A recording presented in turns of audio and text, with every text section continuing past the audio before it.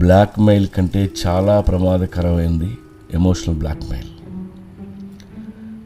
దొంగ వధవులు మనల్ని బ్లాక్మెయిల్ చేస్తారు, కానీ ఎమోషనల్ బ్లాక్మెయిల్ ఎవరు చేస్తారో తెలుసా? మీ ఇంట్లో వాళ్ళు, నువ్వు బాగా ప్రేమించేవాళ్ళు, ఎవరినైతే నువ్వు ఎక్కువగా గౌరవిస్తావో వాళ్ళే నిన్ను ఎమోషనల్ బ్లాక్మెయిల్ చేస్తారు. ముఖ్యంగా మీ అమ్మ, నాన్న లేదా మీ ఇంట్లో ఉన్న ముసలిది. ఇది వాళ్ళకి ఇష్టమైన చదువులు చదవమండం దగ్గర నుంచి మొదలవుతుంది.